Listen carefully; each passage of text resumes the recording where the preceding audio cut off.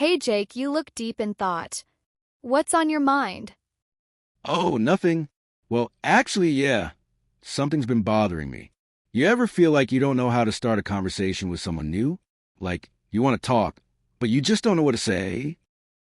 Oh, all the time. Especially in situations where I don't know the person well. I sometimes overthink it and end up saying nothing at all. And then I feel awkward. Exactly. Like, when I'm at a gathering or even just in an elevator with someone, I want to say something to break the silence, but my brain just freezes. I start worrying, what if I sound weird? What if they don't want to talk? You know what? That's totally normal. A lot of people struggle with this. And the funny thing is, once you actually start the conversation, it's usually not as hard as we imagine. That's true. I've had moments where I finally said something, and it turned into a great conversation. But other times, it just feels forced, and I don't know how to keep it going. Yeah, keeping the conversation flowing is another challenge. But honestly, talking to people is a skill, just like learning to ride a bike or play an instrument.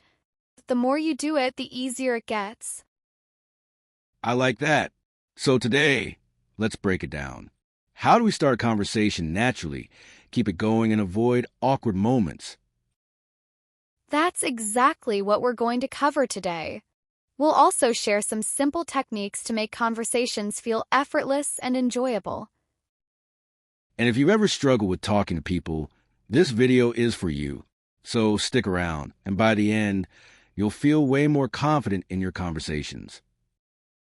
And don't forget, if you find this helpful, hit the like button, subscribe, and turn on notifications so you don't miss more tips on improving your communication skills. Okay, so before we get into how to improve conversations, let's talk about why it's so hard for so many people. Like, what is it that makes talking to someone, especially a stranger, so stressful? Good question. I think the biggest reason is fear. Fear of judgment, fear of saying the wrong thing, fear of awkward silences. It's like our brain convinces us that talking to someone is a high-risk situation when really it's not. Yeah, I totally get that. Like, when I'm in a social situation, I sometimes start overthinking. What if I say something stupid? What if they don't like me? And before I even open my mouth, I'm already stressed. Exactly. It's like we create imaginary problems before the conversation even begins. But you know what? Most people are so focused on themselves that they're not judging us as much as we think. That's true. I mean, when I'm talking to someone, I'm usually too busy thinking about what to say next to even analyze everything they're saying. Right. And another reason people struggle is lack of confidence. If you don't believe in what you're saying, or if you feel like your opinion doesn't matter, you'll hesitate to speak up. Oh man, I've been there. I used to avoid starting conversations because I felt like I had nothing interesting to say. I'd think, why would they care what I have to say? But that's the thing. Every conversation doesn't have to be groundbreaking. It's not about saying something perfect, it's about connecting with the other person. Even small talk has value. I never thought of it that way. So basically, we overthink, we doubt ourselves, and we're afraid of judgment. Anything else that makes it difficult? Oh, definitely. Some people just don't know what to say because they haven't practiced enough. If you don't talk to people often, you don't develop that conversation muscle. It's like any skill, the more you do it, the easier it gets. That makes sense. So, people who are naturally more social are probably just more used to talking. Exactly. And then there's the issue of distractions. With social media and texting, a lot of people have gotten used to quick, short interactions. A real face-to-face conversation feels different, and some people just don't know how to keep it going anymore. Wow, that's so true. I've noticed that when I'm with friends, we'll all be on our phones instead of actually talking. It's like we forgot how to have a long conversation. Right. And the last thing I'd add is that some people struggle because they don't actively listen. If you're only thinking about what to say next instead of paying attention, the conversation doesn't flow naturally. Oh, that's a big one. I've definitely been guilty of that. Like, someone is talking, and instead of really hearing them, I'm just waiting for my turn to speak. We all do it sometimes. But the good news is all of these things, fear, confidence, practice, distractions, listening, can be improved.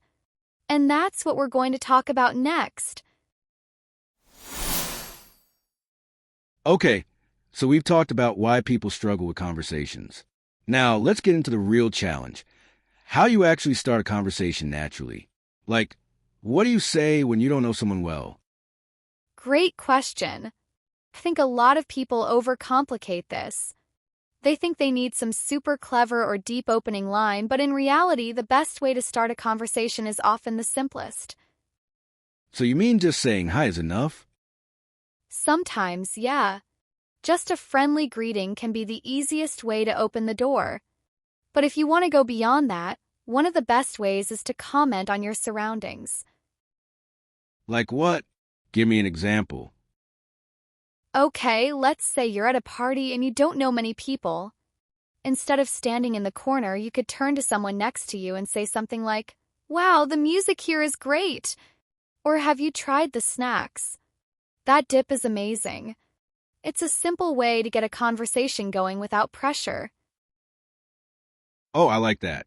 It's low stakes. But what if they just say yeah and don't continue? Good point. That's where follow-up questions come in. If they say, "Yeah, you can ask, do you usually like this kind of music?" Or, "What's your go-to-party snack?" The key is to ask open-ended questions, ones that invite more than just a yes or no answer. Ah, I see. So instead of asking, do you like this music? Which they could just answer with a yes or no. I should ask, what kind of music do you usually listen to? That way, they have to give a longer response. Exactly. Open-ended questions keep the conversation flowing. And another tip, people love to talk about themselves. If you show genuine curiosity about their interests, the conversation will feel natural. Okay, so ask about their interests. But what if I don't know what to ask? Well, you can always use the Ford method. Ford? What's that? It's a simple way to remember good conversation topics. F for family, O for occupation, R for recreation, and D for dreams. Basically, you can ask about their family, their job, what they do for fun, or their goals in life. Oh, that's genius. So if I meet someone new, I could ask, do you have any siblings? Or what do you do for work? Or what's your dream vacation? Exactly. Those topics are easy to bring up, and most people have something to say about them. You got it. The more you practice, the easier it gets. Okay, so let's say you've started talking. How do you keep it from getting awkward? One trick? Ask open-ended questions. Instead of saying, did you have a good weekend? Ask, what was the best part of your weekend? That way, they have to say more than just yes or no. That's a great tip. Also, mirror their energy. If they're excited about something, match their enthusiasm. If they're speaking calmly, don't be too hyper. And here's another thing. Share a little about yourself, too. If you only ask questions, it can feel like an interrogation. So if they say, I love hiking, you can say, oh, me too. I went hiking last summer in the mountains, and it was amazing. Exactly. That way, the conversation feels natural, not like an interview. Okay, but what if you hit that awkward silence? You know, when both people just stare at each other, not knowing what to say. Yeah, that happens sometimes. But it's not the end of the world. Here are a few things you can do. 1. Change the topic. By the way, did you see the latest episode of Popular Show? 2. Make a joke. Wow, I think we just set the record for the longest awkward silence. 3. Ask for their opinion. Hey, what do you think about current event or topic? I like that. And sometimes silence isn't a bad thing. It gives the other person a chance to think and respond naturally. So, Jake, do you have any advice for people who feel nervous about talking? Yeah. First, practice makes perfect. The more you talk to people, the easier it gets. Start with small conversations, like chatting with a cashier or saying hi to a neighbor. Ooh, that's a good one. Also, don't fear silence. Sometimes we rush to fill every moment with words, but natural pauses are part of a good conversation.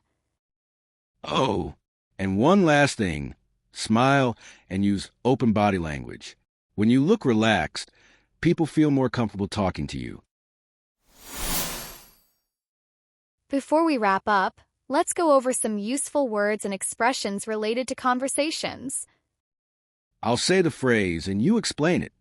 Icebreaker, a simple question or comment to start a conversation. Small talk, casual, polite conversation about simple topics. Active listening, paying full attention and reacting naturally. Open-ended question, a question that requires more than a yes or no answer. Awkward silence, a moment where no one knows what to say. If you found this helpful, like this video, subscribe, and share your favorite conversation tip in the comments. We love reading them.